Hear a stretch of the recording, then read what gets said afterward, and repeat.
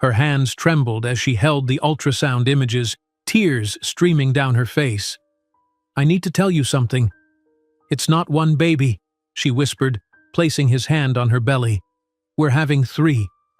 He fell to his knees, overwhelmed with joy, as she showed him the proof of their miracle triplets. But before we dive into the full story, let me know where you're watching from and what time it is. Now, subscribe to the channel, and let's get started. The din of celebration filled Olympus, the Greek restaurant nestled in Detroit's Greektown district. Maya Johnson wiped her brow with the back of her hand, balancing 3 plates of saganaki along her slender arm. At 19, she had mastered the art of serving with a smile that concealed her exhaustion. Tonight was especially busy. A local MMA team had claimed victory, and the athletes were celebrating with rounds of ouzo and platters of food. "Order up for table 12. Nikos, the aging Greek owner, called from behind the counter, his accent as thick as the day he'd arrived in America 40 years ago. Maya navigated through the crowded restaurant, her dark curls bouncing with each determined step. 3 jobs and a full course load in sports nutrition at Wayne State University had taught her efficiency. Every tip meant 1 step closer to paying this month's tuition. "Saganaki for the champions," she announced, setting the flaming cheese dishes before a group of boisterous men. That's when she noticed him. Seated at the center of the table, a young man with piercing green eyes and an easy confidence that seemed to command the space around him. Unlike his rowdier teammates, he observed her with interest that felt different, more focused, more intentional. "Thanks, sweetheart," he said, his voice carrying a hint of his Irish heritage. "What's your name?" "Maya," she replied, professional but brief. She'd learned to keep interactions with male customers efficient. "I'm Connor McGuire," he responded, extending his hand as if they were meeting at a business conference rather than a restaurant. "You've got the steadiest hands I've seen. Carried those flaming plates without spilling a drop." Maya hesitated before shaking his hand. "Part of the job. Enjoy your celebration." When she returned later with the check, Connor insisted on paying for the entire table. As she processed the credit card, he scribbled something on the receipt, a 50% tip and his phone number. "In case you ever want to see what a real fight looks like," he said with a wink. "I've got one next weekend." Maya should have tossed the number away. She had no time for distractions. Between morning shifts at the campus cafeteria, afternoon classes, and evening waitressing at Olympus, her life was a carefully calibrated routine of survival. Yet something about Connor's confident smile lingered in her thoughts. 3 days later, she called him. Their first real meeting happened downtown, beneath the twinkling lights of Campus Martius Park. November in Detroit brought a biting chill, but Connor radiated warmth in his expensive leather jacket. "I wasn't sure you'd call," he admitted, studying her face with those intense green eyes. "I wasn't sure either," Maya responded honestly. "I don't usually have time for this." "For what? Living a little?" Connor grinned, taking her hand as they walked. "Everyone deserves that, Maya. Even dedicated students working 3 jobs." His lips met hers beneath the glow of the city lights, and his promise hung between them like a spell. "I'm going to show you a world you've never even imagined." For a year, Maya believed him. Their relationship unfolded with the intensity of a whirlwind. Connor's career was on the rise, each regional fight bringing him closer to the national circuit. Maya found herself rearranging her careful schedule to accommodate his training and matches. She dropped an advanced nutrition course to travel with him to Cleveland for a crucial qualifying match. "I'll make it up to you when I reach the top," he promised as they drove back to Detroit, his victory still fresh. "This is an investment in our future." Maya applied her nutrition knowledge to design perfect meal plans for his training. She learned to tape his hands before practice, to recognize when his body needed rest versus when he needed to push harder. She became indispensable, his support system, his comfort, his home. They moved into a small apartment in the suburbs, where rent was cheaper but commutes were longer. Maya didn't mind the extra hour on the bus each day. For the first time, she wasn't just surviving, she was building something with someone who made her feel valued, until the morning she missed her period. Maya stared at the positive pregnancy test in the cramped bathroom of their apartment, emotions warring within her. Fear, certainly. Their budget was already stretched thin. But also hope. A family with Connor, a permanent bond with the man she loved. Surely this would cement their future together. That evening, she prepared his favorite meal, lean steak with sweet potato and steamed vegetables. Perfect for his training regime, yet special enough to mark the occasion. The pregnancy test remained hidden in her pocket, a secret weight as she moved around their small kitchen. The sound of Connor's key in the lock sent her heart racing. He entered with the weariness of a hard training session. His gym bag dropped carelessly by the door. "Something smells amazing," he commented, wrapping his arms around her from behind. "What's the occasion?" "Just thought we could use a nice dinner," Maya said, her voice steadier than her hands. "How was training?" "Brutal. Coach says I need to drop 3 more pounds before the Vegas qualifier." He grabbed a bottled water from the refrigerator. "But I've got news. Big news." Maya's heart jumped. Had he somehow sensed her own news? "What is it?" "The Apex Fighting Championship scouts were at the gym today." Connor's face lit up with boyish excitement. "They're offering me a training contract in Las Vegas, full sponsorship, professional coaching staff, the works." "Vegas?" Maya repeated, the pregnancy test suddenly feeling heavier in her pocket. "When would you go?" "That's the thing. They want me there next week. It's happening, Maya. Everything we've been working toward." He pulled her into an embrace, misreading her expression. "Don't worry. You'll come out once I'm settled. A month, maybe 2. They have connections to the top sports nutrition programs in the country. You could finish your degree there." Maya took a deep breath. Now was the time. "Connor, I have news too." She pulled the test from her pocket and placed it on the counter between them. The small plastic window with its 2 decisive lines faced upward, unmistakable. Connor stared at it, uncomprehending at first. Then his expression transformed, from confusion to shock to something Maya had never seen on his face before. Rage. "What the hell is this?"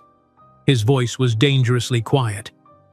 "I'm pregnant," Maya stated simply, waiting for the shock to pass, for him to process and perhaps even embrace the news. Instead, Connor's fist slammed into the wall beside the kitchen cabinets, leaving a dent in the drywall. "A baby? Now? Are you trying to ruin my career?" Maya stepped back, stunned by his reaction. I thought you'd be happy. We love each other. We could make it work." "Make it work?" Connor's laugh was harsh, unfamiliar. "I just told you I'm moving to Vegas to train with the best. You really think I can drag a pregnant black girl from Detroit out there? My sponsors wouldn't touch that image with a 10-foot pole." Each word hit Maya like a physical blow. "I thought you loved me, that we wanted a family someday." "Love?" Connor ran his hands through his hair in exasperation. "You were convenient, Maya. A pretty girl who took care of me, cooked for me, made me feel like a king. But family? My father always said I needed to focus on my career first, win the belt, secure the big contracts. He warned me not to get seriously involved with someone like you." "Someone like me?" Maya whispered, feeling each word like a blade. "Be realistic. You're not sophisticated enough, don't have connections, don't bring anything to the table except problems. And now this?" He gestured dismissively toward the pregnancy test. "Do you know how much it costs to raise a kid? With what money? Or do you expect me to support you while I'm building my career?" The argument escalated for hours, Maya's initial shock giving way to desperate pleading as Connor began throwing her clothes into suitcases, dragging them toward the door. "You can't just throw me out. Where am I supposed to go? I'm pregnant with your child." Maya clutched the doorframe as rain poured relentlessly outside. Connor threw $200 on the floor. That's all I can spare right now. You're smart, you'll figure it out. Or do whatever you need to do to solve the problem. I have a flight to Vegas tomorrow morning." His final words as he pushed her onto the wet sidewalk and tossed her luggage after her would be forever etched in her memory. "You're nothing, Maya, and you'll never be enough for someone like me. My family was right about you all along." The door slammed shut, leaving Maya kneeling on the sidewalk in the pouring rain, one hand protectively over her belly, the other trying to prevent her meager possessions from getting completely soaked. That night, Maya slept on a coworker's couch, silently crying into a borrowed pillow. Within a week, she had cycled through 3 temporary shelters while maintaining her shifts as a waitress at Olympus. Nikos was the only employer who didn't mind her pregnancy when other establishments let her go. "How long until baby?" asked Nikos, glancing at her barely visible belly. 6 months, Maya replied, exhausted after a double shift. "You work until you can, then come back when ready. Your job will be here," he stated simply, increasing her share of tips and occasionally sending her home with leftovers from the kitchen. Maya was forced to withdraw from college, unable to balance costs and schedules with her new reality. Every penny went into a fund she called Our Future, stored in a coffee can in the small room she managed to rent in a house shared with 3 other women. Meanwhile, she watched Connor's meteoric rise in magazines and on TV. Within just 3 months, he had become a sensation in Las Vegas, now with the nickname the Irish Hammer and a polished new look. In interviews, he spoke about his absolute focus and how he left everything behind in Detroit to chase his dream. His Irish-American family appeared alongside him at events, and soon rumors began about his relationship with the daughter of an executive from the country's largest sports supplement brand. When Jaden was born at Detroit County Hospital, Maya was alone in the delivery room. The baby had the same intense green eyes as Connor, a painful reminder of the man who had abandoned them. Holding her son in her arms, Maya made a promise. One day, he'll look at us and realize he made the biggest mistake of his life. We won't just survive, Jaden. We'll thrive. And I'll build something so big that even Connor McGuire won't be able to ignore it. Kneeling on the sidewalk in the pouring rain, Maya Johnson couldn't possibly imagine that this night of humiliation would be the first step in a journey that would transform her into the most powerful woman Connor McGuire would ever know. The rain showed no signs of stopping as Maya huddled beneath the small awning of a closed shop, her suitcases already soaked despite her efforts to shield them. $200. That's what Connor had decided her life was worth, what their life was worth. The bills were still clutched in her hand, crumpled and damp. A passing car splashed water onto the sidewalk, nearly reaching her shoes. Maya closed her eyes, trying to steady her breathing and quiet the echo of Connor's words in her mind. "You're nothing. Never be enough." She placed a protective hand over her still flat belly, a gesture that would become instinctive in the months to come. After 3 unanswered calls, her co-worker Tasha finally picked up. "Maya?" "It's almost midnight. What's wrong?" 20 minutes later, Maya was sitting on Tasha's worn couch in a tiny studio apartment wrapped in a borrowed towel, her wet clothes leaving a puddle on the linoleum floor. "He threw you out? Because you're pregnant?" Tasha's outrage was comforting in its simplicity. "That Irish bastard. I never liked how he looked at the other waitresses even when you were right there." Maya stared at her hands. "I need to find somewhere to stay by tomorrow. I can't impose—" "You'll stay here until the weekend," Tasha interrupted. "After that, my boyfriend's moving in, but that gives you 4 days to figure something out." Sleep came in fitful bursts that night, silent tears soaking the thin pillow as Maya curled protectively around her midsection, whispering promises to the life growing inside her. The morning brought harsh reality in the form of shelter listings and a phone call to Nikos. The old Greek's voice softened when she explained the situation. "You come to work, keep your job. These things happen," he said simply. "Maybe fewer heavy trays until baby comes, yes?" The Detroit Women's Shelter on Jefferson Avenue had one bed available. Maya arrived with her suitcases just before sunset, standing in line behind women whose faces reflected her own mixture of desperation and determination. "Name and situation?" asked the intake worker, not looking up from her form. "Maya Johnson. Her voice caught. "I'm pregnant and was evicted from my apartment." The worker glanced up, her expression softening slightly at Maya's youth. "How far along?" "About 10 weeks." "You have a job?" "Yes, waitressing, and I was in college studying nutrition, but I had to drop this semester." The intake worker nodded, stamping her form. "You can stay 2 weeks maximum. Curfew's at 9. No men allowed, obviously. There's a counselor who comes Tuesdays if you need resources."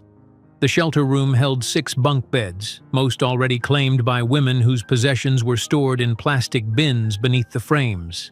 Maya was assigned a top bunk, which she climbed into gratefully despite the thin mattress and threadbare blanket. "First night?" whispered a woman from the next bunk, her face partly illuminated by the security light outside the window. Maya nodded. "It gets easier," the woman offered. "Not the situation, just sleeping through the snoring." 3 shelters in as many weeks became Maya's reality as she bounced between temporary accommodations, each with its own set of rules and time limits. She kept her waitressing job at Olympus, Nikos's quiet support a beacon in her rapidly changing world. Other jobs weren't as accommodating. The campus cafeteria manager's face changed when Maya mentioned her pregnancy during what was supposed to be a routine schedule confirmation. "We need reliable people who can lift and move quickly," he said, avoiding her eyes. "Maybe come back after, you know." The small reception job at a local gym followed the same pattern. "We're looking for a certain image here," the owner said bluntly. "Our clients expect fitness examples behind the desk." Each rejection hardened something in Maya, even as her body softened with the early changes of pregnancy. She started scanning newspapers left behind at the restaurant, her eyes lingering on images of Connor that appeared with increasing frequency. "Rising MMA star McGuire signs with Apex Fighting Championship," declared one headline, accompanied by a photo of Connor in Las Vegas, surrounded by executives in expensive suits. His father stood proudly beside him, arm around his shoulders, the father who had warned him about girls like Maya. In her 3rd month of pregnancy, Maya finally secured a room in a house shared with 3 other women in a working-class neighborhood near Eastern Market. Her roommates were all in transitional situations: a nursing student, a divorced mother who had her children on weekends, and a bartender saving for her own place. The room was barely 9 by 12 feet, with a single window overlooking an alley, but it was hers. She unpacked her meager possessions, placing the coffee can labeled "Our Future" in the back of the small closet. The $20 bills she added each week were her silent rebellion against Connor's dismissal. Meanwhile, Connor's transformation into the Irish Hammer played out in public. His Detroit accent softened into something more neutral, his training gear replaced by designer clothes in photo shoots. An entertainment magazine showed him at a Las Vegas club, his arm around a slender blonde woman identified as Melissa Westfield, daughter of NutraPeak CEO Richard Westfield. "You're better off," Tasha insisted during a rare dinner together when Maya's shift ended early. "Look at him, turning into someone else completely. That's not the guy you knew." But Maya knew differently. This polished, ambitious version was always who Connor was beneath the surface. Detroit had been a stepping stone, and she had been convenient, a temporary comfort on his path to greatness. As her pregnancy progressed, Maya withdrew from her nutrition program at Wayne State, the administrative officer barely looking up as she signed the deferment papers. "You can reapply when you're in a better situation," the woman said, her eyes flickering to Maya's growing belly.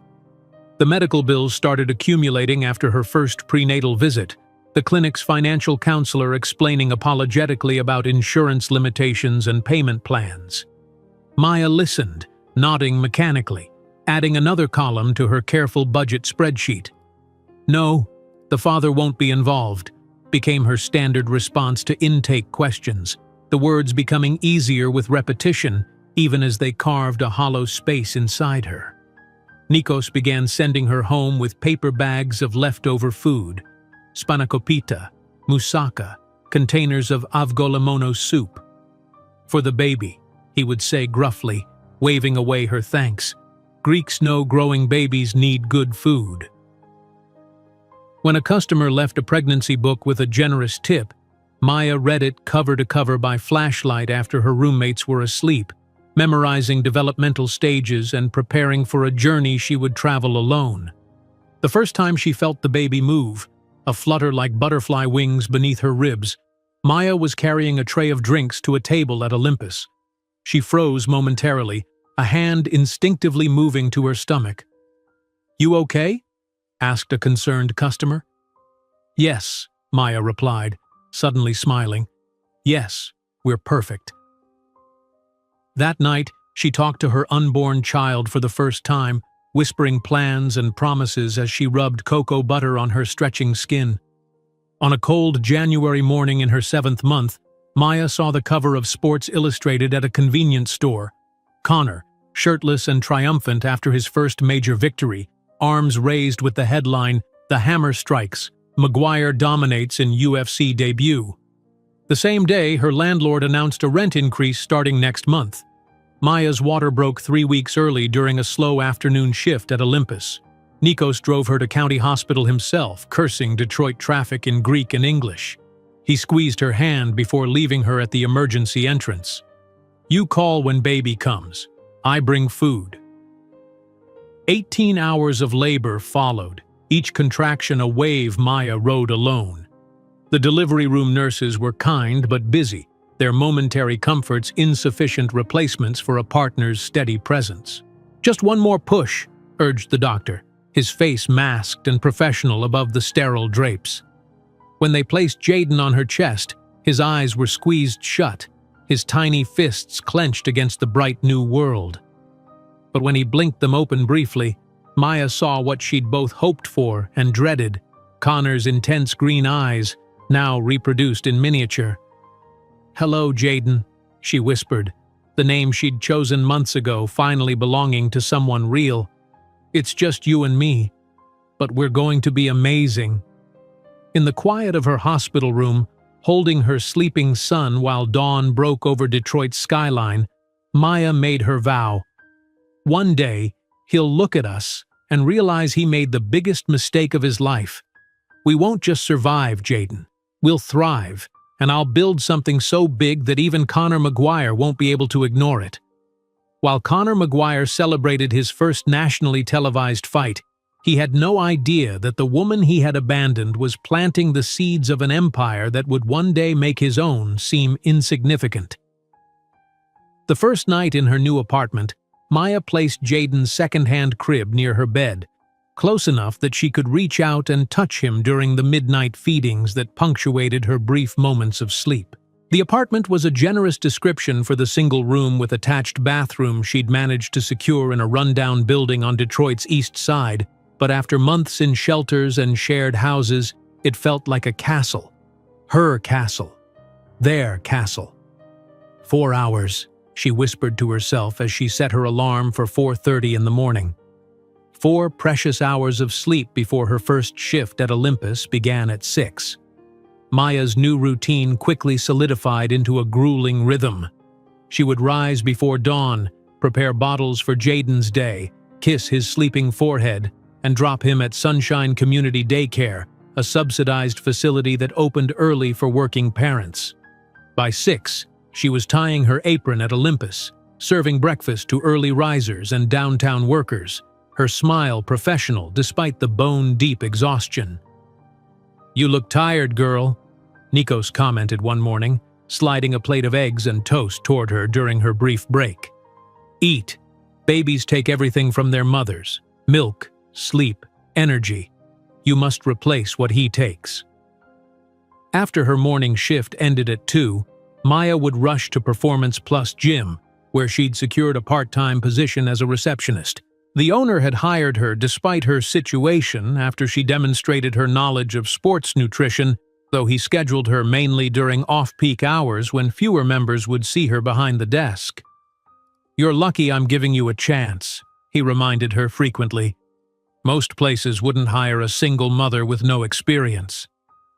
Maya would nod silently, swallowing the retort that threatened to escape. Experience was something she gathered daily now, filing it away like precious currency.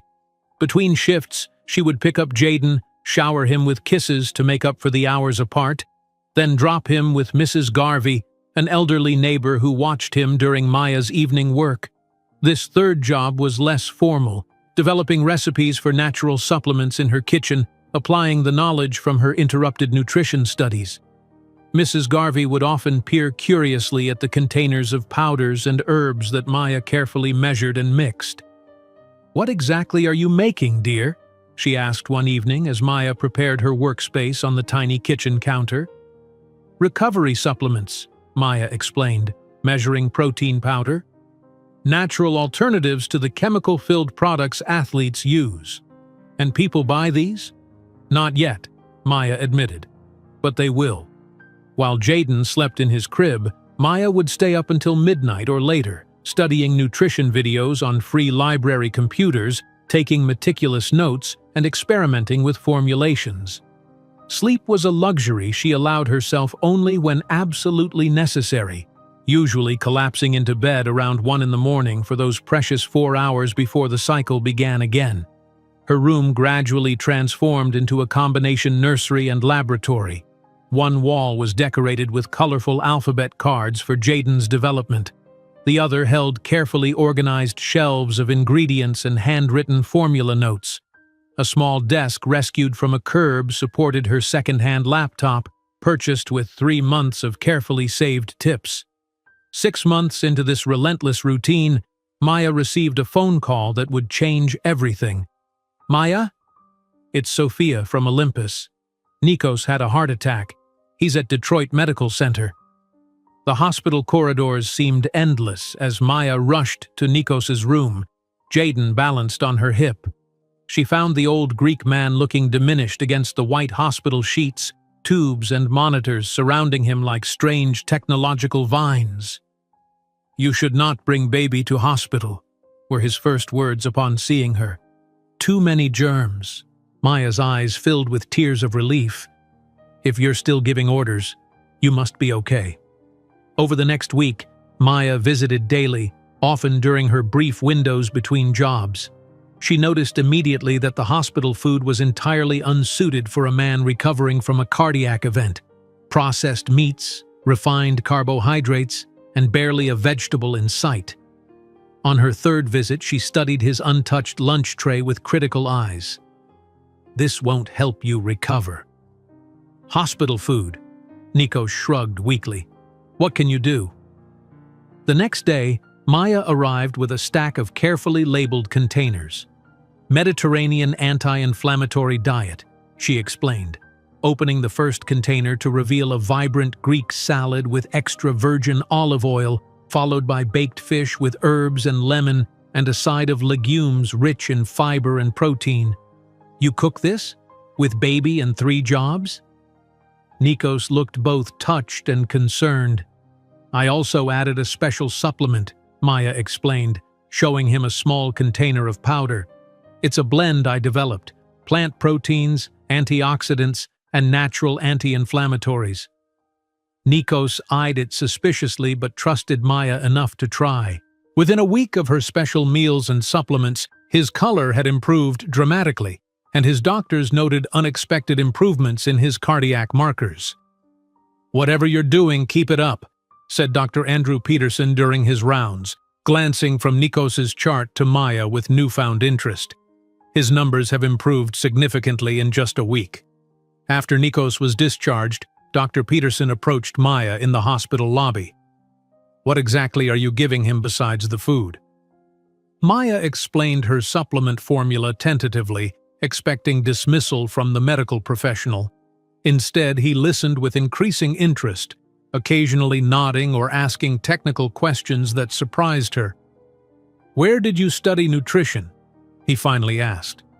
"Wayne State, but I had to drop out when..." She gestured toward Jaden, who was contentedly playing with a toy car on a nearby chair. "That's a shame. You clearly have a talent for this." Dr. Peterson handed her his card. "I have several athlete patients who need exactly this kind of nutritional approach. If you could produce more of these supplements, I'd be interested in recommending them."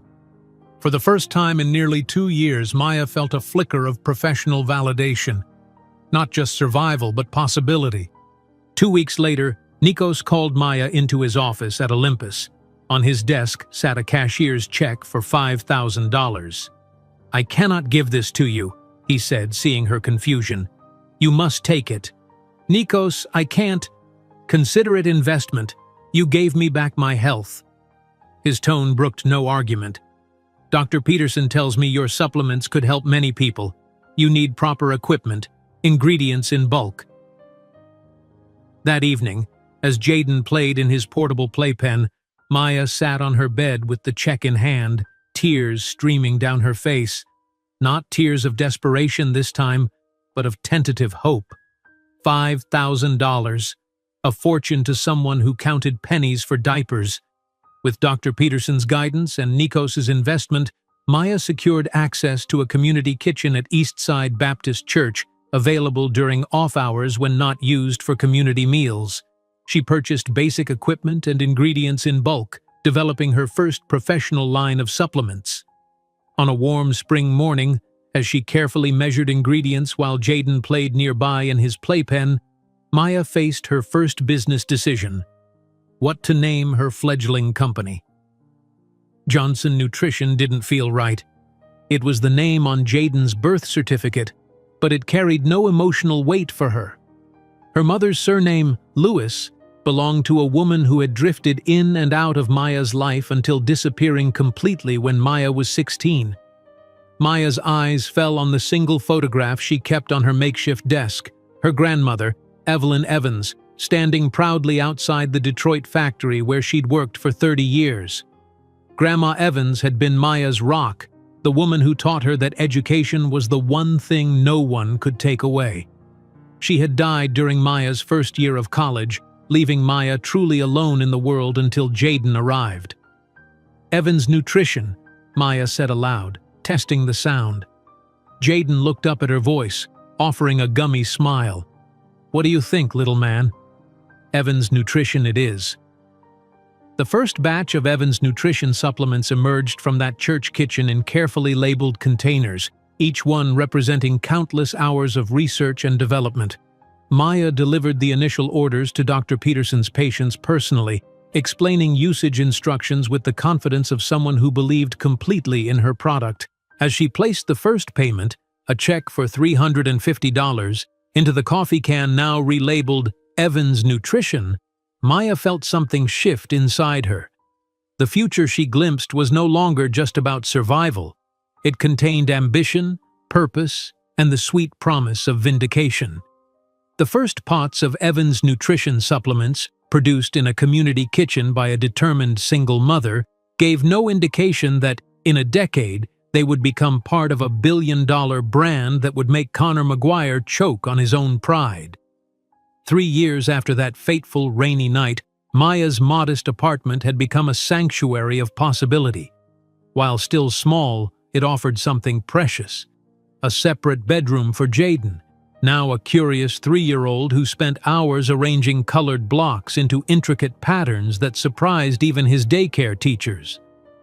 "Look, Mommy!"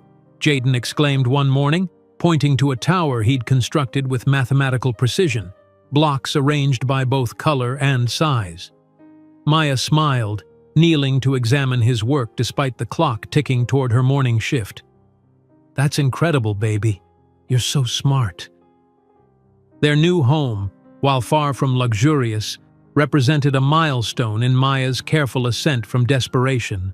The living room had been transformed into an organized production space. Shelves lined the walls, holding ingredients and products labeled in Maya's neat handwriting. Each container represented hours of research and refinement, her self-taught knowledge evolving into expertise. The supplements she'd first developed for Nikos had gradually gained a following among local amateur athletes. Runners, boxers, and gym enthusiasts who couldn't afford expensive commercial products discovered that Maya's natural formulations enhanced recovery without the side effects of synthetic alternatives. Word of mouth brought steady, if modest, business.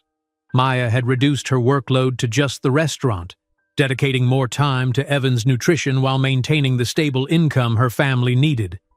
Between shifts at Olympus, she developed new formulations at her living room workstation, Jaden often playing quietly nearby, somehow understanding when his mother needed concentration. On a Tuesday afternoon in May, Maya's phone rang with a call that would alter her trajectory. Dr. Peterson's name flashed on the screen. "Maya, there are some people I'd like you to meet," he said without preamble. "Investors, serious ones." She nearly dropped the phone. "Investors? In my supplements? They're nutritional venture capitalists looking for innovation in sports recovery. I've shown them your formula analysis and recovery time data.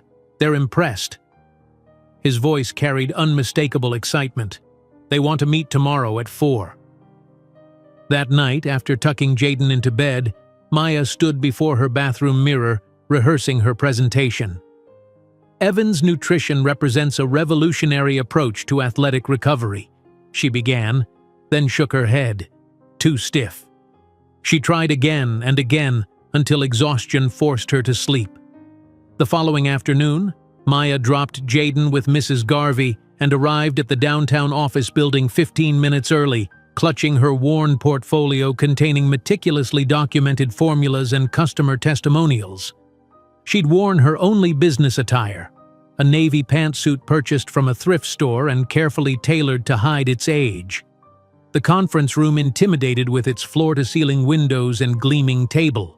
4 men in expensive suits looked up as she entered, their expressions ranging from skepticism to curiosity. Maya recognized their type immediately, the kind of men who'd never set foot in Detroit's struggling neighborhoods, who probably assumed she was the assistant sent to offer coffee before the real entrepreneur arrived.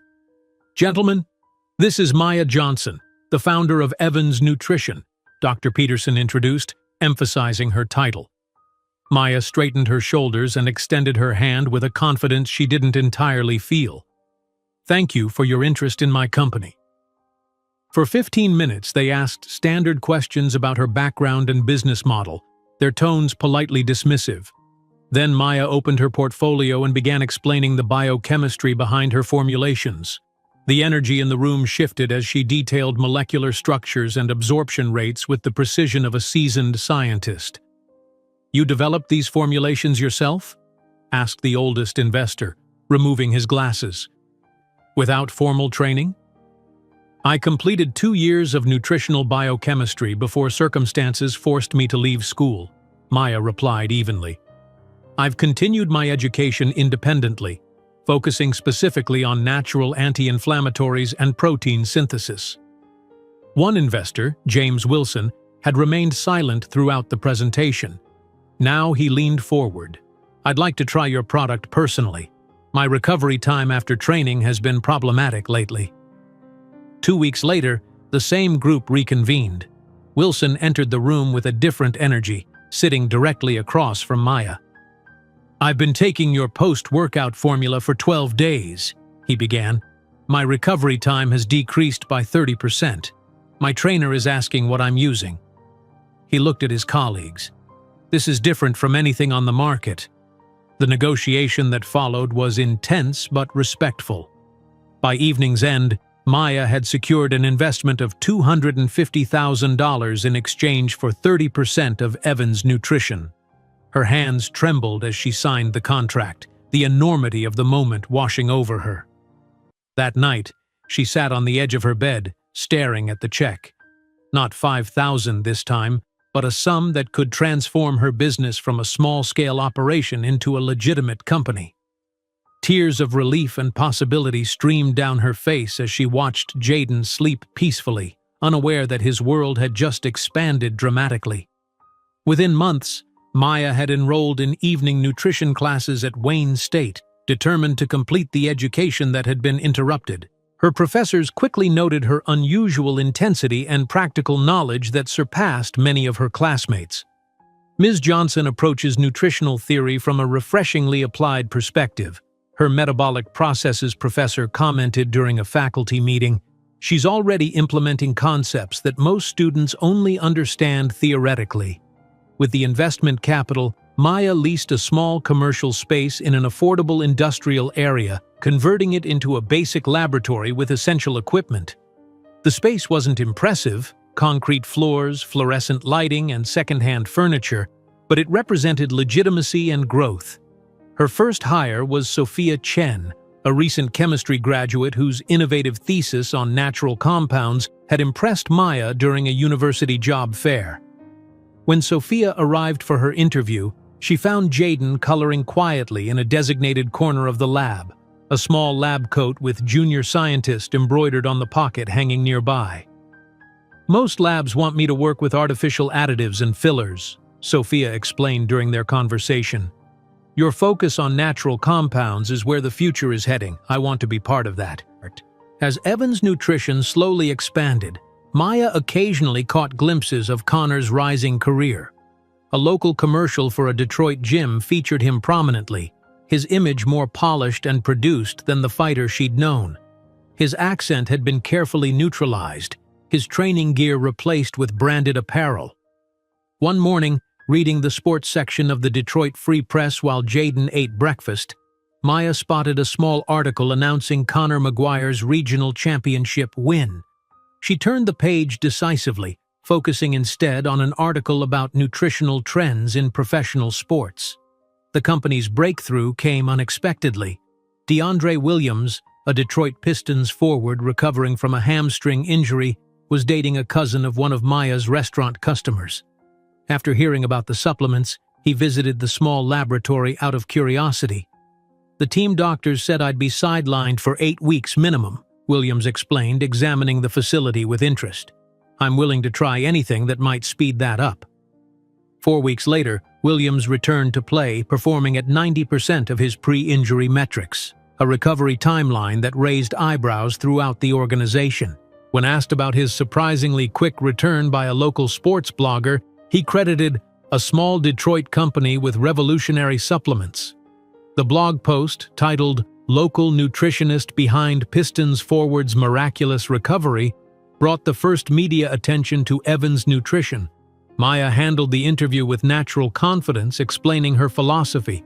"We use only ingredients your body recognizes naturally, which minimizes stress on your system while maximizing recovery." As interest in her products grew within Detroit's athletic community, Maya remained focused on sustainable growth rather than quick expansion. Each new formula underwent rigorous testing. Each production batch received her personal inspection. Her reputation for quality and effectiveness spread through the tight-knit professional sports community.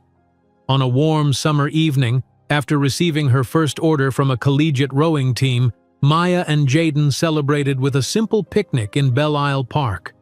As Jaden chased butterflies nearby, Maya leaned back on the blanket, allowing herself a rare moment of reflection. "We're just beginning, little man," she whispered, watching her son's joyful exploration of the world around him. The path ahead remained challenging, but for the first time since that rainy night, it felt wide open with possibility.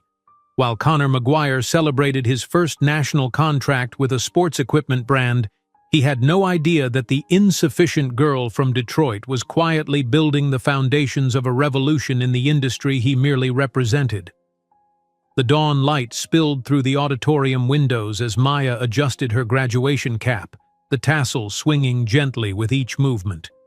5 years had passed since that rainy night when Conor had cast her aside like something disposable. Now she stood tall in her black graduation gown, diploma in hand, having completed her nutrition degree with honors while building a business that was gaining recognition throughout Detroit's athletic community. "Mommy! Mommy!" Jaden's voice rang out above the crowd's applause. Maya spotted him immediately, perched on Nikos's shoulders, his small hands clapping enthusiastically. At 5 years old, Jaden was extraordinarily articulate, with a vocabulary that surprised even his kindergarten teachers. His green eyes, so like his father's, sparkled with pride as he watched his mother cross the stage. After the ceremony, Jaden ran to Maya, wrapping his arms around her legs. "You did it! Just like you said you would." Maya lifted him, pressing her forehead against his. "We did it, baby. Everything I do, we do together." The following Monday, Maya unlocked the doors to Evans Nutrition's new laboratory facility in an industrial park on Detroit's east side. The renovation had transformed the space from a dilapidated warehouse into a modern research and production facility. Gleaming stainless steel equipment replaced the second-hand mixers she'd started with. A dedicated research area housed specialized testing equipment. Glass-walled offices provided workspace for her growing team of 15 employees. Jaden, wearing his personalized lab coat, now a proper child-sized one rather than the makeshift version from years earlier, wandered through the space with wide, curious eyes. He stopped at a microscope station, carefully climbing onto the stool. "Can I look, Mommy? I'll be super careful." Maya smiled, adjusting the microscope for his height. "Of course. Remember what I taught you about focusing?" Jaden nodded seriously, his small fingers expertly turning the fine adjustment knob. "I want to be a scientist like you when I grow up," he declared, peering intently at the slide. "You already are a scientist," Maya replied. "A scientist is someone who asks questions and looks for answers." Later that week, Maya sat across from 3 executives from the Detroit Pistons organization, her portfolio open between them. Since DeAndre Williams had credited Evans Nutrition with his rapid recovery, other players had begun using her supplements independently. Now, the organization wanted to discuss an official partnership. "Our medical team has analyzed your formulations," said Michael Torres, the team's head of operations. "The recovery metrics are impressive, particularly the reduction in inflammation markers." Maya presented data showing comparative recovery times between traditional supplements and Evans Nutrition products. The charts displayed what she already knew. Her products consistently outperformed competitors by 20 to 30%. "We'd like to propose an exclusive contract," Torres continued. Evans Nutrition would become the official supplement provider for the entire Detroit Pistons organization. The signing ceremony took place in the Pistons training facility, photographers from local sports media capturing the moment Maya's pen touched the contract. It wasn't just a business milestone, it was validation. As flashbulbs popped, Maya thought briefly of Connor and his dismissal of her potential. Each signature was an answer to his cruel assessment. The Pistons contract transformed Evans Nutrition's profile overnight. Sports industry publications began mentioning the innovative Detroit company that was revolutionizing recovery protocols. Inquiries from other NBA teams followed, with coaches and trainers curious about the products that had the Pistons recovering faster than their competitors. As her company expanded, Maya found herself interviewing scientists with impressive credentials, PhDs from prestigious universities and years of industry experience. Many arrived with thinly veiled skepticism, clearly expecting a small-time operation riding a temporary wave of good publicity. Dr. Marcus Jenkins, a biochemist with 15 years at a major pharmaceutical company, barely concealed his condescension during his initial interview. "These formulations are interesting for homemade products," he commented, flipping through her research. "But have they undergone proper clinical testing?" Maya slid a folder across the desk. "These are our double-blind studies conducted in partnership with Wayne State's Exercise Physiology Department. You'll find our methodology on page 3, statistical analysis on page 12. As Dr. Jenkins read, his expression shifted from dismissal to genuine interest. By the end of the interview, he was asking technical questions about her protein synthesis catalyst that revealed he was now taking her seriously. 2 days later, he accepted her job offer, taking a pay cut to join what he called the most innovative approach to sports nutrition I've seen in a decade. One evening, while working late at the lab, Maya glanced up at the television mounted in the break room. Connor's face filled the screen, his confident smile beaming from a national talk show set. The caption identified him as Connor the Irish Hammer Maguire, rising MMA star. I've always been something of a lone wolf, Connor was saying, his accent now polished and neutral. My path to success has been about sacrifice and focus. I left everything behind to pursue this dream. Maya turned off the television, her jaw tight. The everything he'd left behind was currently completing complex equations for his science homework at the small desk she'd set up in her office. Jaden's exceptional intelligence had become impossible to ignore. His kindergarten teacher had requested a meeting just 3 months into the school year. Jaden is performing at a 3rd grade level in mathematics and science, Mrs. Winters explained, showing Maya his assessment results. His pattern recognition abilities are extraordinary, and his curiosity is insatiable. He needs additional challenges beyond what our standard curriculum can provide. Maya enrolled him in weekend enrichment programs and filled their home with books and educational materials. His bedroom became a miniature laboratory with a real microscope, chemistry sets appropriate for his age, and walls covered with scientific posters rather than cartoon characters. In the evenings they would read together, Jaden often selecting science journals instead of children's books. "I like understanding how things work," he explained simply when Maya asked about his preferences. As Evans Nutrition approached its 3rd anniversary, Maya purchased a modest but comfortable house in a safe neighborhood with good schools. The 3-bedroom home represented another milestone: security, permanence, and room for growth. Jaden's room was filled with books, his own desk, and a small area designated as his lab space. The company's growing success attracted attention beyond the sports world. One Tuesday morning, Maya's assistant announced unexpected visitors: 3 executives from Pharmatech, a multinational pharmaceutical corporation. "We've been watching Evans Nutrition's growth with interest," said Richard Donovan, their acquisition specialist, after introductions. "Your penetration into the professional sports market is impressive for a company your size." Maya listened as they outlined Pharmatech's interest in absorbing innovative startups and providing resources for expansion. Finally, Donovan slid a paper across her desk with a number that made her breath catch: $10 million. "That's our initial offer to acquire Evans Nutrition," he explained. "You would stay on as a consultant for the transition period, of course." Maya studied the offer, then looked up at the expectant faces. "Gentlemen, I appreciate your interest, but I didn't build Evans Nutrition to sell it.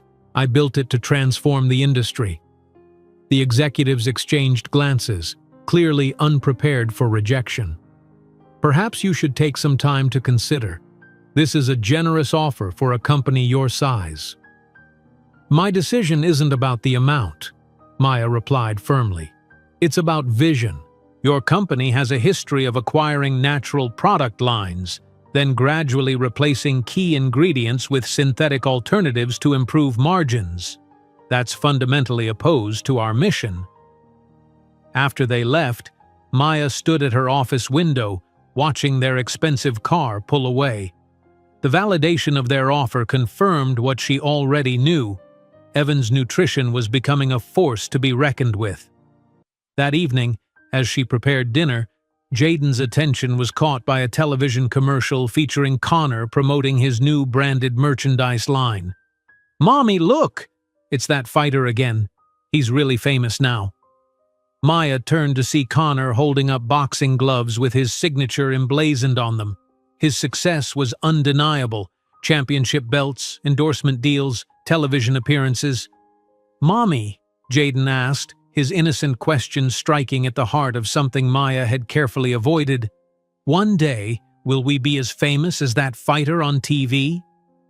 Maya knelt beside her son, brushing a curl from his forehead. "Maybe, baby. But we're building something different, something that helps people, something real, and that's worth more than being famous."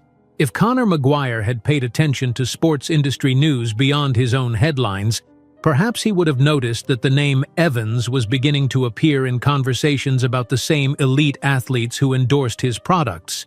But his true surprise was still 7 years in the future.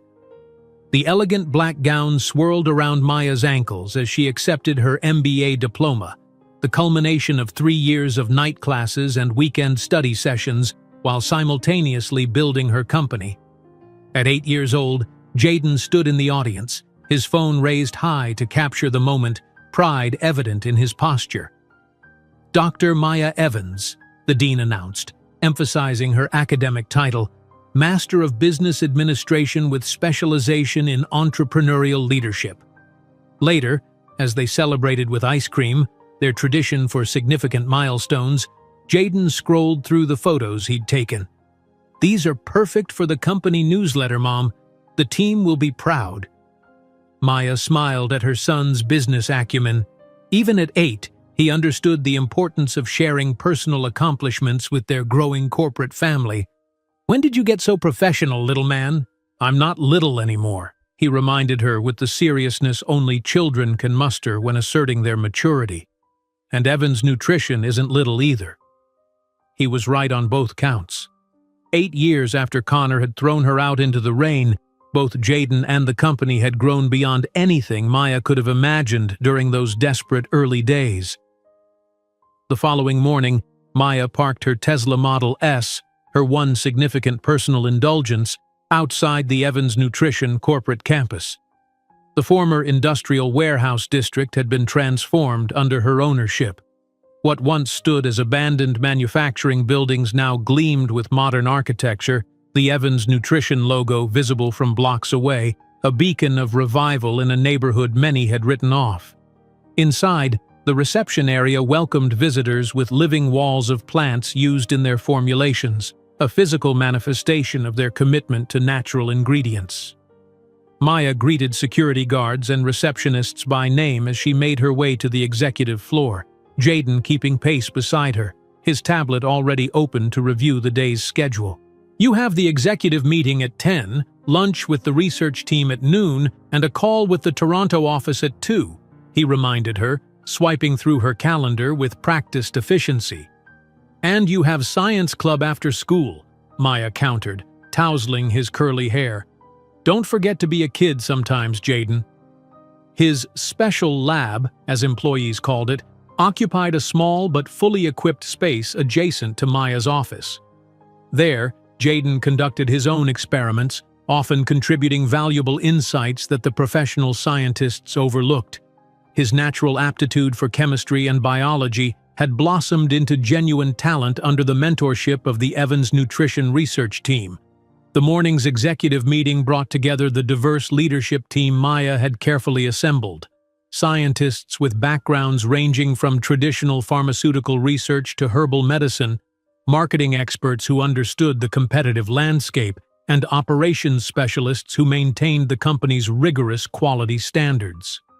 "The NBA expansion is exceeding projections," reported Marcus Washington, the former power forward who joined as chief marketing officer after using Evans products during his own recovery from career-ending injuries. "We've now secured contracts with 18 teams, and the NFL inquiries are increasing weekly." "Production capacity?" Maya asked, turning to her operations director. "The new facility is ahead of schedule. We'll be operational by November, which puts us in position for the international expansion." Maya nodded, satisfaction warming her chest. Evans Nutrition now employed over 100 people, many hired from Detroit's struggling neighborhoods, part of her commitment to revitalizing the city that had witnessed both her darkest moments and her remarkable rise. Later that afternoon, Maya took a video call in her office, Jayden working quietly at his small desk in the corner. On her screen, the Toronto team showcased their newly opened international office, Evans Nutrition's first foothold outside the United States. "The Canadian Olympic Committee representatives are visiting next week," explained Sarah Chen, the Toronto director. "They're particularly interested in our recovery formulations for their winter sports program." As Maya ended the call, her assistant knocked softly. "Dr. Evans, CNBC is confirmed for Thursday. They want to include you in their Emerging Innovators Special." Media attention had been increasing steadily since Evans Nutrition began supplying multiple professional sports teams. Maya approached these opportunities strategically, focusing on business publications rather than lifestyle features that might delve into her personal history. That evening, while preparing dinner in their comfortable suburban home, Maya glanced up at the television playing in the background. Connor's face filled the screen, his expression triumphant as he held up yet another championship belt at a Las Vegas press conference. "The Irish Hammer does it again," announced the sports commentator. "McGuire's unprecedented third title makes him the only fighter to simultaneously hold championships in 3 weight classes." The camera panned to show Connor's entourage, trainers, sponsors, and a slender blonde woman the caption identified as Amber Westfield, fashion designer and fiancée. The woman's diamond ring caught the light as she applauded. Jaden, setting the table, glanced at the screen. "Is that the guy who's launching that new clothing line? My friends at school were talking about his shoes." Maya nodded, her expression neutral. "Conor McGuire. He's expanded beyond fighting into merchandise." "Smart business diversification," Jaden commented with the vocabulary of someone 3 times his age. "Though our model of vertical integration is more sustainable long-term." Maya laughed, the tension breaking. "When did you start talking like a business consultant?" "I read your MBA textbooks when I'm bored," he admitted with a sheepish grin.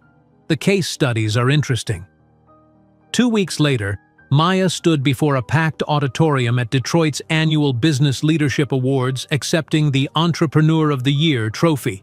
Her speech, brief but powerful, thanked "the city that saw me at my most vulnerable and now witnesses our collective rise." The recognition reflected Evans Nutrition's growing impact not just as a successful business but as a catalyst for local economic revival. Maya had deliberately established her headquarters in Detroit when other companies were fleeing, creating jobs and opportunity in a city many had abandoned. Just as the company reached its 8th anniversary, Maya faced another pivotal decision. A consortium of private equity investors approached with an offer that would have been unimaginable years earlier: $50 million for 51% ownership of Evans Nutrition. The meeting took place in Evans Nutrition's sleek boardroom, overlooking the Detroit River. 4 investment bankers in tailored suits presented their vision for the company's future: rapid international expansion, diversification into consumer markets, and eventual public offering. "Our resources would be at your disposal," explained Harrison Wells, the lead partner. "With our network and your innovation, Evans Nutrition could become a global powerhouse within 3 years." Maya studied the term sheet, focusing on the control provisions. "And decision-making authority?" "We'd establish a new board with majority investor representation," Wells explained smoothly. "You'd maintain operational leadership, of course, but major strategic decisions would require board approval." After they departed, Maya stood at the floor-to-ceiling windows, watching freighters navigate the river below. The offer represented validation of everything she'd built, a fortune that would secure Jaden's future beyond any concern. Yet the thought of surrendering control felt wrong at a visceral level. Evans Nutrition wasn't just a business. It was the embodiment of her vision, built on principles the investment group might not share. The next morning's headline in the Wall Street Journal caught many by surprise. "Evans refuses $50 million buyout. Insanity or vision?" Financial analysts debated her decision, most concluding she had overvalued her company and would regret passing on the opportunity of a lifetime. On Sunday, while most corporate executives attended networking events or prepared for the week ahead, Maya and Jaden continued their weekly tradition, cooking together in their home kitchen, testing new recipes that sometimes inspired product formulations. "Why didn't you sell the company?" Jaden asked suddenly, carefully measuring ingredients for a protein-rich muffin recipe. $50 million is a lot of money. Maya considered how to explain a decision that had been more instinctive than analytical. "Money isn't everything, Jaden. Control matters, the ability to make decisions based on our values, not just profit." "Like using only sustainable ingredients even though they cost more?" he suggested. "Exactly, or hiring people from the community who might need extra training, or refusing to cut corners on quality testing." She mixed the batter with steady strokes. "Some decisions don't make sense on a quarterly earnings report but are right for the long term. Jaden nodded thoughtfully. Plus, we're going to be worth way more than 50 million soon anyway. Maya laughed, impressed by his confidence. Is that so? I've been studying the market growth patterns, he explained seriously. At our current trajectory and considering the NFL expansion next quarter, we'll exceed the 100 million valuation mark within 18 months. Looking at her son, this remarkable boy who combined Connor's striking looks with an intelligence and empathy entirely his own, Maya felt a wave of gratitude for the path that had brought them here, however painful its beginning. Maya's refusal of the $50 million seemed like madness to the financial press. But 3 years later, when Evans Nutrition surpassed the billion-dollar valuation mark, those same experts would call that decision one of the most brilliant strategic calculations of the decade. And Connor McGuire still had no idea of the empire growing in the shadow of his stardom. The sunlight streamed through the floor-to-ceiling windows of the university auditorium as Maya Evans rose from her seat, the doctoral hood of burgundy and gold draped elegantly over her shoulders. 12 years had passed since that rainy night in Detroit, 12 years of relentless work, sacrifice, and strategic building. At 32, Dr. Maya Evans, the title still fresh and empowering on her tongue, stood before her peers not as the desperate pregnant girl Connor had discarded, but as a formidable force in both academia and business. Dr. Maya Evans, Doctor of Philosophy in Biochemical Sciences, with highest distinction, announced the university president, his voice carrying across the hushed auditorium. Jaden, now 12 and nearly as tall as Maya's shoulders, led the standing ovation from the front row. His applause was enthusiastic but controlled, reflecting the poised young man he was becoming. Next to him stood Maya's executive team, who had insisted on attending despite her protests that a doctoral graduation wasn't a corporate event. It absolutely is when the doctorate directly enhances our research capabilities, Marcus had argued, and the rest had agreed unanimously. The following Monday, Maya's driver navigated through Detroit's revitalized downtown toward Evans Nutrition Global Headquarters. The sleek, sustainable building stood 20 stories high, its glass facade designed to minimize energy consumption while maximizing natural light. What had begun in a church kitchen now occupied an entire city block. The company logo, a stylized leaf forming the letter E, illuminated prominently against the morning sky. Inside, 3,000 employees worldwide connected through the central operations hub. Screens in the command center monitored production facilities in Detroit, Toronto, London, and the newly opened Tokyo plant. Real-time data flowed from research labs, distribution centers, and retail locations in major cities across 4 continents. "Good morning, Dr. Evans," called voices from every direction as Maya moved through the atrium, her heels clicking purposefully on the polished concrete floor. In the executive conference room, division leaders from around the world appeared on the wall of screens, their faces forming a mosaic of the global enterprise Evans Nutrition had become. The quarterly strategy meeting began promptly at 9, with reports from each international market. "London exceeding projections by 17%, reported Olivia Chen, the UK operations director. The Olympic team contract has opened doors to 5 additional European sports federations. Tokyo facility now at full production capacity, added Kenji Watanabe, the Asia-Pacific director. Distribution to Australian and Korean markets begins next week." Maya listened intently, asking precise questions that revealed her intimate knowledge of every aspect of the business. The Evans Nutrition of today, valued at $1.5 billion by recent investor assessments, operated with the efficiency of a much older company while maintaining the innovative spirit of a startup. After the meeting, Maya found Jaden in the company's advanced research laboratory. Unlike the small corner workspace of his childhood, he now commanded respect in a lab coat that no longer seemed like a costume on his growing frame. A group of scientists, PhDs with decades of experience, gathered around him as he pointed to molecular structures on a large screen. "If we modify the protein chain here," he explained, his voice having recently begun to deepen, "we can significantly improve absorption rates without compromising stability."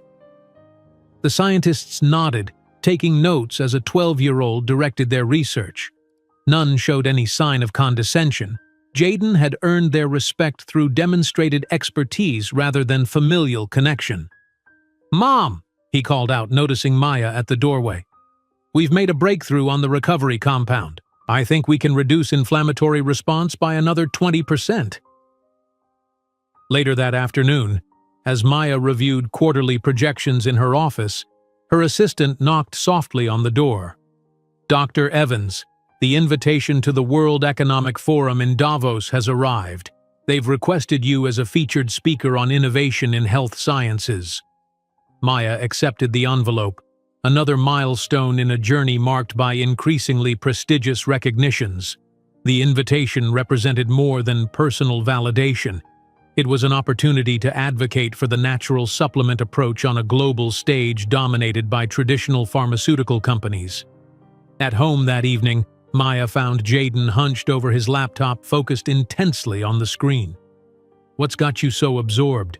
she asked, setting her bag down. "Finalizing our paper for the Journal of Sports Biochemistry," he replied without looking up. "Dr. Patel helped with the methodology section, but the conclusions need tightening." Maya glanced over his shoulder at the article title, "Novel Application of Plant-Based Anti-Inflammatories in Post-Exercise Recovery, a Quantitative Analysis." Her son's name appeared first in the author list, followed by 2 senior scientists from Evans Nutrition. "Your first published research paper at 12, Maya mused, pride warming her voice. "That might be a record." "Technically not published yet," Jayden corrected with characteristic precision. "Peer review could take months." 3 weeks later, Maya sat for a photo shoot in her laboratory for Forbes magazine's 40 Under 40 issue. The photographer directed her to examine test tubes and look thoughtfully at computer screens, staging that made her laugh internally, as her actual work rarely involved such photogenic activities anymore.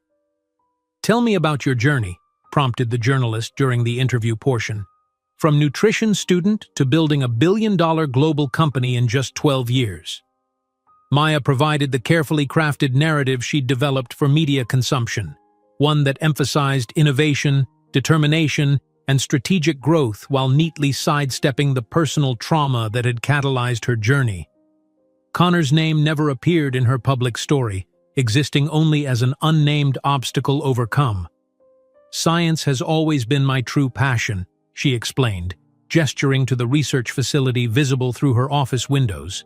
Evans Nutrition grew from the simple belief that natural compounds, properly formulated, could outperform synthetic alternatives in supporting athletic performance.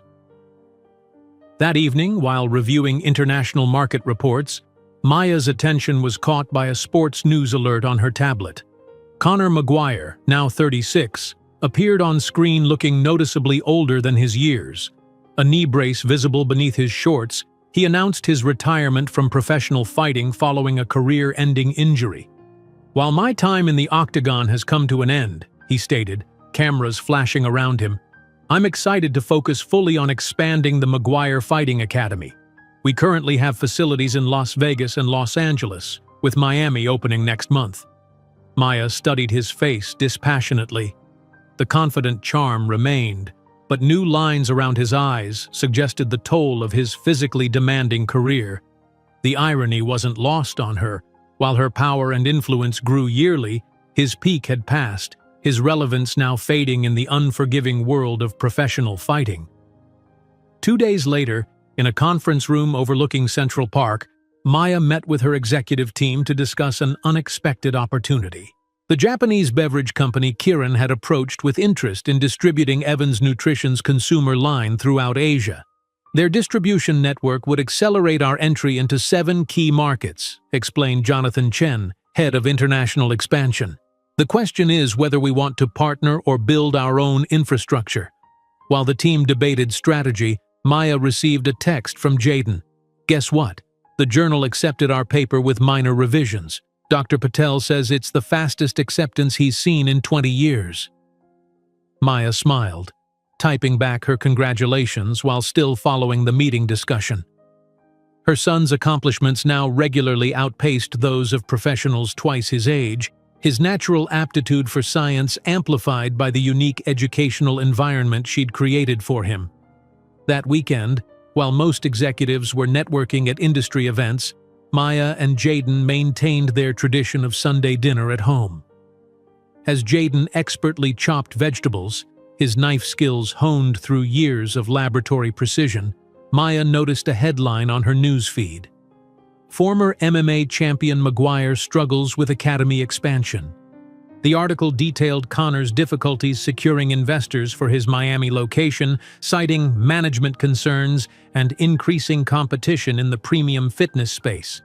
A photo showed him outside his Las Vegas academy, a forced smile failing to hide the strain evident in his posture. "Did you see the offer from Columbia University?" Jaden asked, interrupting her thoughts. "They want me to participate in their Young Scientists program next summer."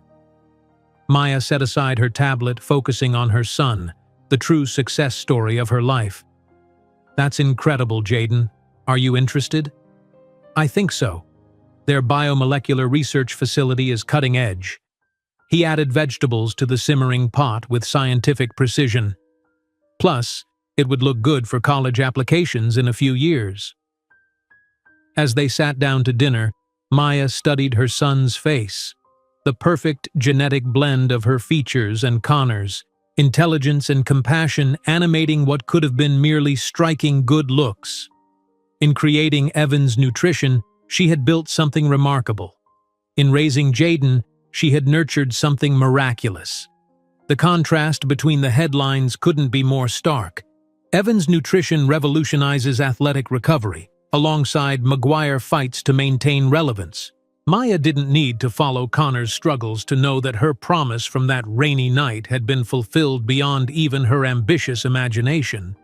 When Maya received the invitation to the Metropolitan Gala of New York as the guest of honor, she had no idea that fate was preparing an encounter that would bring face to face not just two former lovers, but two completely different worlds. The solid empire she had built and the house of cards that Conor McGuire was beginning to see crumble. The invitation to the Metropolitan Gala arrived on heavy cream cardstock with gold embossing, delivered to Maya's office in a courier package rather than regular mail. Her assistant placed it on her desk with a knowing smile. "They're honoring you as Businesswoman of the Year," she explained, barely containing her excitement. "It's the most prestigious recognition in the industry." Maya traced her fingers over the embossed lettering. "The Metropolitan Gala Committee requests the honor of your presence." After 15 years of building Evan's nutrition from nothing, this recognition felt like the final validation of her journey. The company now stood valued at $4.7 billion, a global leader in sports nutrition with products used by elite athletes across every major sport. That evening in her penthouse overlooking Detroit's revitalized riverfront, Maya laid the invitation on the kitchen island as Jaden prepared their dinner, a responsibility he had gradually taken over as his culinary skills developed alongside his scientific ones. "The Metropolitan Gala," Jaden read, looking up from the stir-fry he was expertly tossing. "That's basically the Oscars of the business world." "It is," Maya agreed, opening a bottle of sparkling water. "And I'd like you to attend with me." At 14, Jaden had grown into a striking young man. His mixed heritage gave him a unique appearance. Maya's warm brown complexion and high cheekbones blended with Conor's intense green eyes and strong jaw. More impressive than his looks was his intellect. He had already co-authored 3 published scientific papers and developed a revolutionary protein formula that had become one of Evan's Nutrition's best sellers. "Of course I'll come," he replied, plating their dinner with the precision he brought to everything. "I'll need a new suit, though. I've grown 2 inches since the Asia acquisition dinner." 2 weeks later, Maya stood in her suite at the Four Seasons New York, adjusting the sapphire Versace gown that hugged her figure before falling elegantly to the floor. At 35, she had the confident beauty of a woman at the height of her powers, toned from regular workouts, skin glowing from the best treatments money could buy, and eyes sharp with intelligence and purpose. "Are you nervous, Mom?" Jaden asked, impeccable in his tailored tuxedo. A Patek Philippe watch, her gift for his last birthday, adorned his wrist, perhaps extravagant for a 14-year-old, but fitting for the heir apparent to a nutrition empire. After negotiating that acquisition in Asia last month, "This speech is nothing," Maya replied with a confident smile, though her heart beat faster than she cared to admit. Public speaking had never bothered her, but tonight felt different, weightier, more symbolic of her journey. Jaden straightened his bow tie, checking his tablet one last time. "I've prepared the comparative numbers you asked for on Sports Global. They're on my tablet if you need them during the informal meeting." "Always prepared," Maya smiled, proud of the son she'd raised. A young man already showing the business acumen and scientific brilliance that would one day make him her successor. Together, they represented the future of Evans Nutrition, a legacy built from what could have been a story of failure. The limousine pulled up to the red carpet entrance of the Metropolitan Museum, where photographers and journalists lined the way. When the door opened, camera flashes illuminated Maya's confident smile as she stepped out, Jaden following with the poise of someone far beyond his years. Inside the magnificent hall, New York's business elite mingled beneath crystal chandeliers. Maya moved through the crowd with practiced ease, accepting congratulations and making introductions. Jaden remained at her side, impressing veteran executives with his articulate comments on market trends and nutritional science. Across the room, Connor McGuire circulated with the same magnetic confidence that had once captured Maya's heart. At 38, he still maintained his athletic physique, though a slight limp betrayed the knee injury that had ended his fighting career. His Armani suit fit perfectly over broad shoulders, his signature smirk intact as he entertained a group of executives with stories from his fighting days. "So I told the UFC president, either double the purse or find another headline fighter." Connor laughed, gesturing with his whiskey glass. "He doubled it on the spot." The group chuckled appreciatively, hanging on his words. Connor was mid-anecdote when the room's energy suddenly shifted. Conversations paused, heads turned, and a murmur of appreciation rippled through the crowd. Connor followed the collective gaze toward the main entrance, where a striking woman in sapphire blue had just entered. Something about her commanding presence seemed vaguely familiar, but surely it couldn't be. His whiskey glass froze halfway to his lips as recognition dawned. The sophisticated CEO gliding through the room, accepting deferential greetings from New York's elite, couldn't possibly be Maya Johnson, the struggling waitress from Detroit he'd discarded 15 years ago. But those eyes, that smile, now more confident, more calculated, were unmistakably hers. "Connor, you okay?" Richard Dawson, one of his Academy partners, asked, noticing his sudden pallor. "Looks like you've seen a ghost." Who is that woman? In the blue dress?" Connor managed, his voice barely above a whisper. "Seriously?" "That's Dr. Maya Evans, CEO of Evans Nutrition. Jesus, Connor, we've been buying her supplements for all our academies for years. She's tonight's honoree, Businesswoman of the Year." Connor felt the blood drain from his face. Evans. She had changed her name, and the teenager beside her. The math was too simple to ignore. The boy's green eyes, McGuire eyes, were unmistakable even across a crowded room. Maya continued greeting guests with practiced grace, unaware of Connor's stunned observation until Jaden gently touched her arm. "Mom, that man is staring at us weirdly," he commented discreetly. Maya followed her son's gaze and time seemed to stop. For a brief instant she was again the young woman kneeling on the sidewalk in the rain, begging for compassion. But that woman was long gone. The Maya Evans of today commanded an empire. "Mom, wait. Isn't that Connor McGuire? The fighter from that old photo you keep?"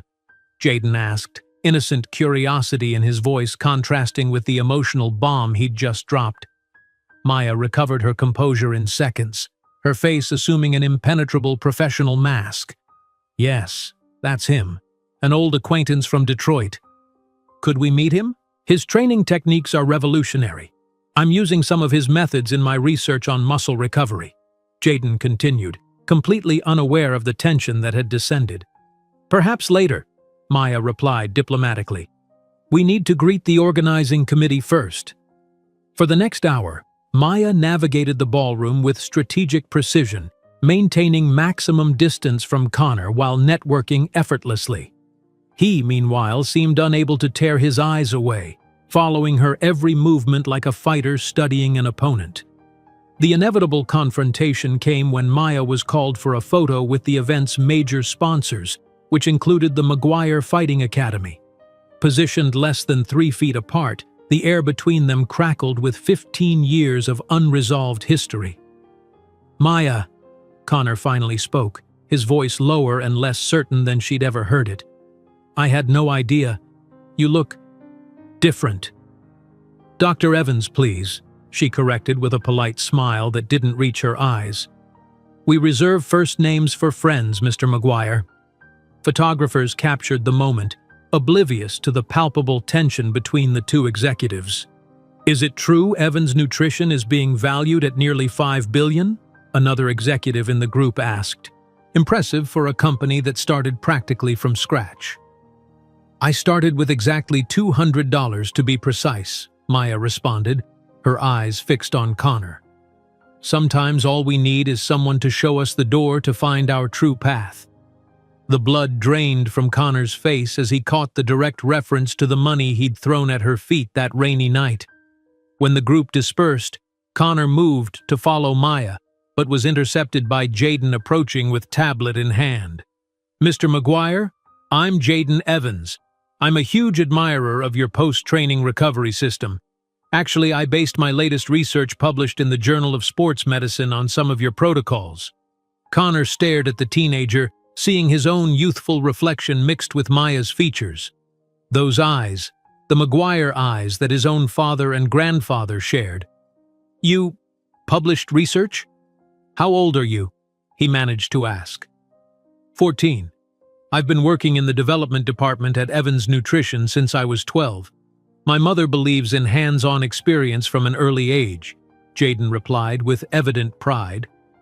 Maya reappeared at her son's side, placing a protective hand on his shoulder. Jaden, we need to prepare. My speech is in 20 minutes. Dr. Evans, can we talk? Privately, Connor requested, his voice betraying urgency. Unfortunately, my schedule is completely booked tonight, Maya responded with professional coldness. My assistant can arrange a business meeting if McGuire Academy is interested in direct partnerships with Evans Nutrition. Before Connor could insist, the Master of Ceremonies announced that everyone should take their seats for dinner and the awards presentation. At the main table, Maya and Jaden were seated as guests of honor, while Connor was directed to a side table from where he could only watch as the woman he had once dismissed as insufficient was celebrated as a visionary in the industry. While Connor McGuire watched helplessly, the evening's events were setting the stage for a confrontation that would place face-to-face not just two former lovers, but two completely different worlds. The solid empire she had built and the house of cards that he was beginning to see crumble. The elegant dinner plates were being cleared away as the Master of Ceremonies approached the podium. The ballroom lights dimmed slightly, focusing attention on the stage where a large screen displayed the Evans Nutrition logo. Connor shifted uncomfortably in his seat, unable to tear his eyes away from Maya's profile at the head table. She sat with perfect posture, her sapphire gown catching the light, Jaden beside her looking every inch the proud son and heir apparent. Ladies and gentlemen, the Master of Ceremonies began, his voice resonating through the grand ballroom. It is my distinct honor to present this year's Metropolitan Gala Award for Business Excellence. Our honoree has transformed an industry through innovation, determination, and visionary leadership. A video montage began playing on the massive screen, showing the evolution of Evans Nutrition from a small Detroit operation to a global powerhouse. Images of Maya through the years appeared, her first laboratory, early product launches, the ribbon-cutting ceremony at their headquarters, global expansion milestones. Throughout it all, Jaden was visible, growing from a small child to the poised teenager he was today. Connor watched, transfixed, as the story of Maya's ascent unfolded without a single mention of a father figure, a partner, or any man who might have contributed to her success. It was a narrative of singular achievement, of a woman who had done it all herself. Through determination and scientific brilliance, the narrator intoned, Dr.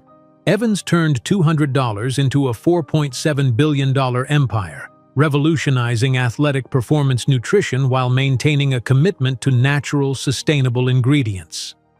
$200, the exact amount he had thrown at her feet that night. Connor felt his collar tightening around his neck. Please join me in welcoming to the stage our Businesswoman of the Year, Dr. Maya Evans. The room erupted in applause as Maya rose gracefully, touching Jaden's shoulder before making her way to the stage. Her walk was measured, confident, the stride of someone who commanded respect rather than requested it.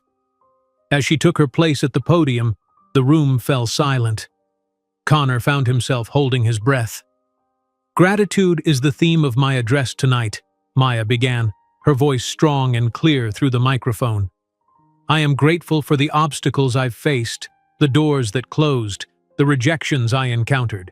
Each no I received strengthened me.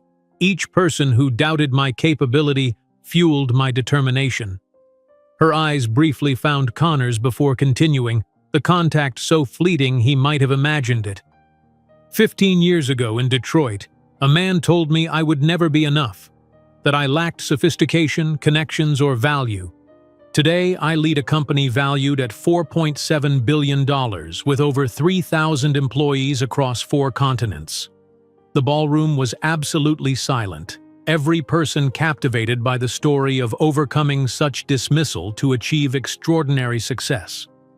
So I dedicate this award to that man who completely underestimated me. She paused, her gaze deliberately finding Connor's. Thank you, Connor McGuire, for showing me that I could be so much more than you ever dreamed. The room erupted in applause while cameras captured Connor's stunned expression, his face pale in contrast to the flush rising up his neck. On the large screens displaying the live feed, his name appeared prominently alongside his identification. Former MMA champion, CEO of McGuire Fighting Academy.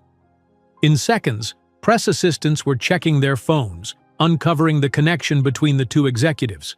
Maya had worked as a waitress in Detroit exactly when Connor trained there, before his big move to Las Vegas.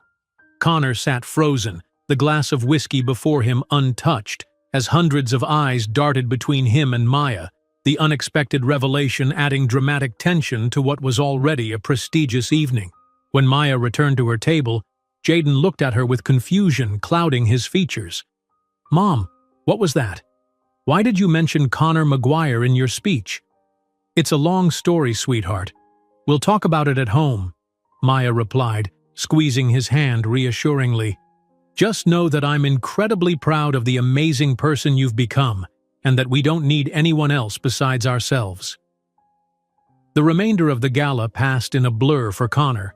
Several journalists approached his table seeking comment on his previous relationship with Dr. Evans, but he declined all requests, his usual media savvy deserting him completely. When the dessert course arrived, Connor noticed Maya deep in conversation with executives from Sports Global, one of the largest athletic equipment manufacturers in the world. She appeared completely composed, as if she hadn't just publicly connected him to her origin story in front of the entire business elite of New York. Making a decision, Connor excused himself from his table and attempted to approach Maya's. He was intercepted smoothly by a tall security professional in a discreet earpiece. I'm sorry, sir. Dr. Evans is in a private business discussion and cannot be interrupted, the man stated politely but firmly. Tell her Connor McGuire needs 5 minutes. It's important, Connor insisted, straining to see past the man's broad shoulders. I can pass your request to her assistant, sir. They'll be in touch if Dr. Evans wishes to speak with you. Frustrated and increasingly desperate, Connor retreated to the bar, ordering another whiskey he had no intention of drinking. His phone was already buzzing with notifications, alerts from his publicist, messages from business partners, and even a text from his current girlfriend asking about that woman who called you out. At his table, Maya maintained her professional demeanor, though she was acutely aware of Connor's failed attempt to approach her. Part of her, a small, vindictive part she rarely acknowledged, savored his discomfort. But the larger part, the woman who had built something meaningful from the ashes of his rejection, simply felt a calm sense of closure. As I was saying, she continued to the sports global executives, we believe there's significant synergy potential between our brands. Evans Nutrition's focus on performance enhancement complements your equipment innovations perfectly. We couldn't agree more, replied Richard Townsend, their CEO. Though I must ask, that moment with McGuire just now, is there something we should know about potential complications? Maya smiled coolly. Ancient history, Richard. Nothing that impacts business in any way. In fact, McGuire Academy already purchases our supplements through distributors, though I doubt Connor realized that until tonight. Across the room, Connor watched as Maya expertly navigated what should have been an uncomfortable situation, turning it into yet another business opportunity. The woman before him bore no resemblance to the desperate, pleading girl he'd pushed out into the rain. This Maya, Dr. Evans, was someone he didn't know at all. As the gala began winding down, Connor made one last desperate attempt, scribbling a note on a cocktail napkin and asking a server to deliver it to Maya's table. The note contained his private number and a simple message. We need to talk. Please. Maya read the note, then folded it precisely before slipping it into her clutch without response. Minutes later, she and Jaden rose to leave, a small entourage of assistants and security forming around them. Connor watched helplessly as they moved toward the exit, Maya stopping frequently to exchange pleasantries with industry leaders, Jaden at her side mirroring her professional grace. Outside, reporters had gathered, alerted by social media to the dramatic revelation inside. Camera flashes illuminated the night as Maya emerged, Jaden protectively close. Dr. Evans, what is your relationship with Connor McGuire? Shouted one journalist. Is Jaden Evans related to Connor McGuire? Called another. Maya paused at the top of the steps, the lights creating a halo effect around her composed figure. With the poise of someone who had anticipated this moment, she addressed the gathered press. My focus tonight is on celebrating Evans Nutrition's contributions to performance science and business innovation. My personal history is just that, personal. My son and I will be making no further comments on this matter. Thank you all for your interest in our company's success. With that, she guided Jaden into their waiting limousine, the door closing firmly behind them. Through the tinted windows, Connor, who had followed at a distance, caught a final glimpse of Maya pulling Jaden close, the teenager's confusion evident even from afar. As the media storm formed around the name McGuire, the world was about to discover that the greatest fighter of his generation had made the most costly mistake of his life by underestimating a young pregnant waitress from Detroit, and the true price of that decision would be calculated in tomorrow morning's headlines. The morning sun filtered through the sheer curtains of the Four Seasons suite as Maya sat cross-legged on the plush king-sized bed, scrolling through the headlines on her tablet. Beside her, Jaden quietly reviewed the same news on his phone, his expression thoughtful as he absorbed the media storm that had erupted overnight. From abandonment to ascension, the bombshell revelation of billionaire CEO Maya Evans. Maya read aloud from the New York Times headline. They certainly didn't waste any time. The Washington Post had already constructed a detailed timeline, connecting the dots between Connor's departure from Detroit 15 years ago and Jaden's age.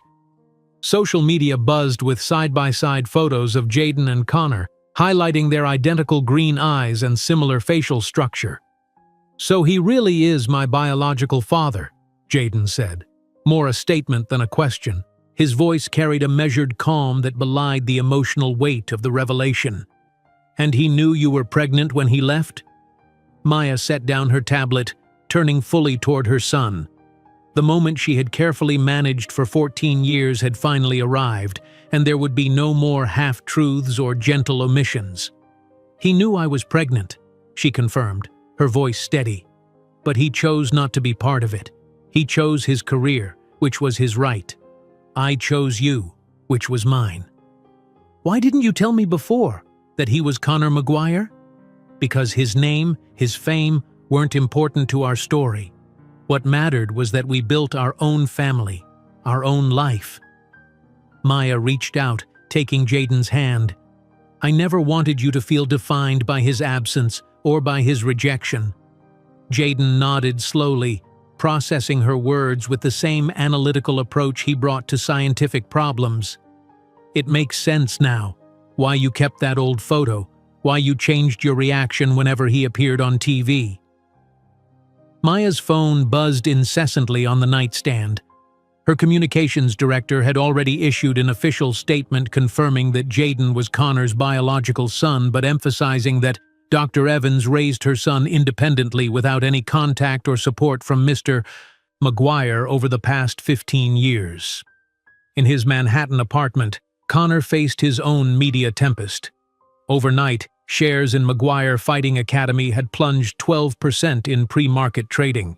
His inbox overflowed with messages from sponsors, family-friendly brands that had built marketing campaigns around his image as a disciplined athlete and businessman.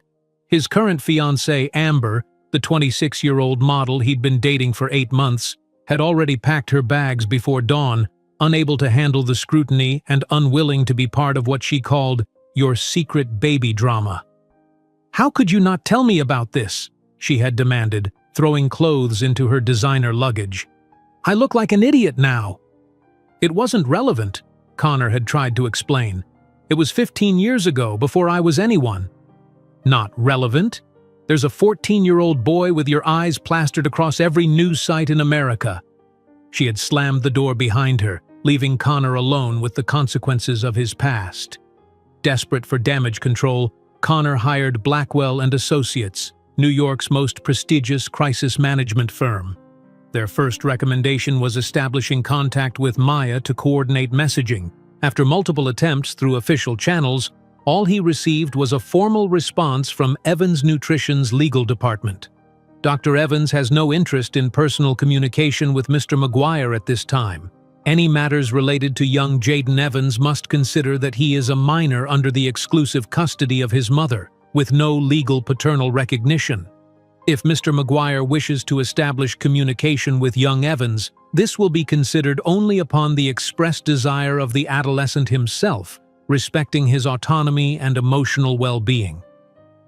The clinical, corporate tone of the response cut deeper than outright rejection. Maya was treating him as a stranger, a mere legal problem to be managed. After a week of unsuccessful attempts through official channels, Conor obtained Maya's personal number through mutual industry connections. In a moment of desperation, he sent a text message. "Maya, please. I need to speak with you and my son. I can explain, compensate, offer financial support, anything. I made the worst mistake of my life that night. Please." Hours later, her response appeared, simple and devastating. "Jaden Evans doesn't need your money or your surname. I gave him something you never understood. Dignity. There's nothing to compensate for, Conor. There's no place for you in our lives. You aren't an absence to us.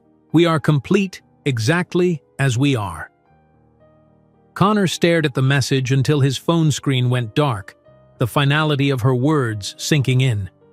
She had built a world without him, one so complete and successful that his presence could offer no improvement.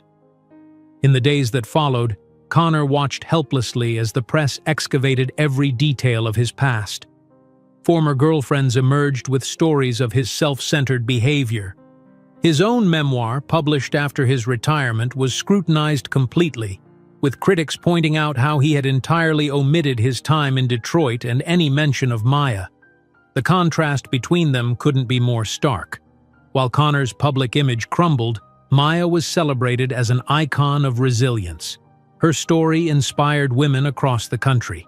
Evans' nutrition sales surged 40% in the weeks following the gala. Jaden, meanwhile, requested time to process the situation. After 2 weeks of reflection, he asked his mother to arrange a controlled meeting with Connor. Maya agreed, but with strict conditions. The meeting would be on neutral territory, with a family therapist present, and would last only 1 hour. On the appointed day, Connor arrived 30 minutes early at the therapist's Manhattan office. When Maya and Jaden entered, the former fighter barely contained his emotion at seeing up close, for the first time, the son he had never known. "Thank you for agreeing to see me," Connor said, his voice trembling slightly. "I have questions," Jaden responded directly. "I want to understand why you chose not to be part of my life." During the next hour, Connor attempted to explain his mindset from 15 years ago, the fear, the immaturity, the family and professional pressure. Each justification sounded hollow in the face of Maya's solid presence and the exceptional young man she had raised alone. "I had sponsorship offers, a contract in Vegas, my family pressuring me to focus on my career," Connor explained. Meanwhile, Mom worked 3 jobs while pregnant. Jaden interrupted, his voice calm but firm. "She slept 4 hours a night so she could raise me and study. She developed products in a church kitchen because she didn't have a laboratory. I didn't know, I thought that she wouldn't be capable," Jaden completed. "That was your miscalculation, wasn't it? Completely underestimating what my mother could accomplish." At the end of the meeting, Connor made one final approach. "I'd like to be part of your life now, Jaden. Get to know you, support you, make up for lost time. Maybe spend some weekends together, go to games, just talk." Jaden looked at Maya before answering, not seeking permission but acknowledging the unbreakable bond between them. "I need time," the teenager responded. "Perhaps we can communicate occasionally by email, but I have a complete and busy life. I'm developing a new supplement line, I have science competitions, I'm learning Mandarin for our Asian expansion. There isn't an empty space waiting for you, understand?" As they rose to leave, Connor made one last desperate attempt. "Maya, my lawyers mentioned paternal rights, but I don't want to go that route. I just want a chance. Tell me what I can do to fix this." Maya looked directly into his eyes for the first time since their reunion. "There's nothing to fix, Connor. We aren't broken. We never were. What you see as an absence that needs to be filled, we see as the foundation of who we've become. Your rejection forced me to be stronger than I ever imagined. For that, ironically, I'm grateful." 3 months after the reunion, Evans Nutrition announced the acquisition of the Los Angeles unit of McGuire Fighting Academy, transforming it into a training center for underprivileged youth. The press release mentioned that part of the company's ongoing mission is to create opportunities for young people facing socioeconomic obstacles, reflecting Dr. Evans's own journey. That evening, in her Beverly Hills mansion, Maya opened an old box she kept in the back of her closet. Inside was a single photograph, her and Connor 15 years earlier, smiling in front of their small Detroit apartment.